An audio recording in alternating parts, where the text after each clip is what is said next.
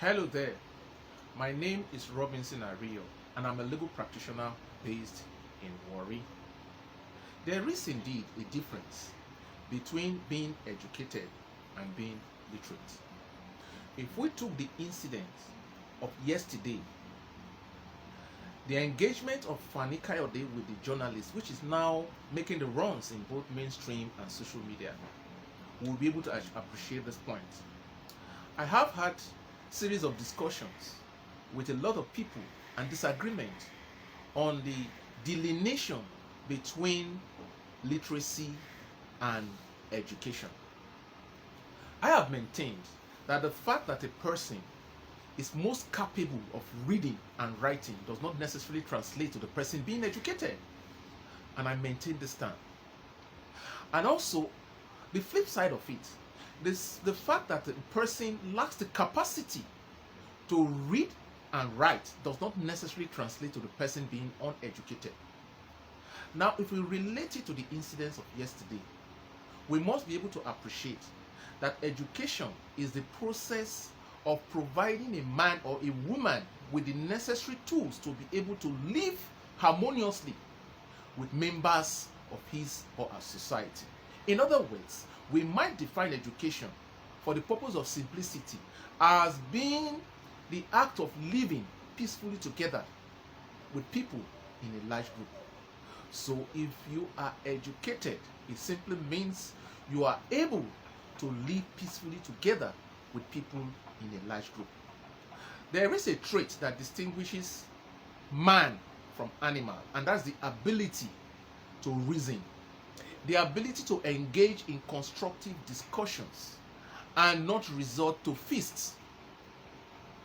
If we went back to the particular incident between Fani Kayode and the journalist, we will discover that instead of engaging the tools that a man has acquired or is presumed to have acquired because of the plethora of degrees that he has, to a simple question that was asked him, he almost resorted to fists.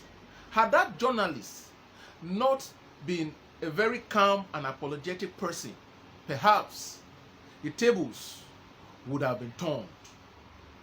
But for me, that incident reemphasizes the point that we must begin to have a discussion around, and that is that the fact that a man has a PhD, for instance, does not necessarily make the person educated. The fact that a man has 30 degrees does not make the person necessarily educated.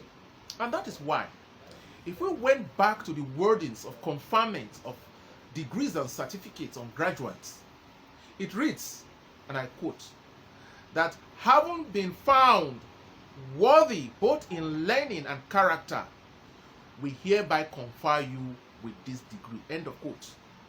That emphasizes two components of education, and that is learning and character.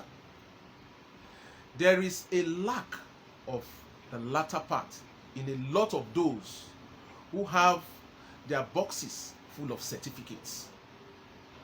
Now, we must also appreciate, for instance, that if we took a well-mannered man from the village who has never been to the town and brought him to the town and put him in the same context, his reaction to that question will be different.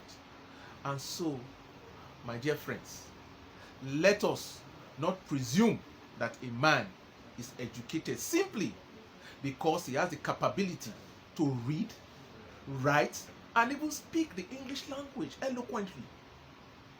This is because education must now be seen as meaning our ability to learn, to unlearn, and relearn. Those are the words of a popular writer. And I think that what Fani Kayode should do right now is to sit back and look at the mistakes he made and learn from it, apologize to that gentleman and indeed the entire country, so that he will begin his march to the destination of being an educated person. Thank you.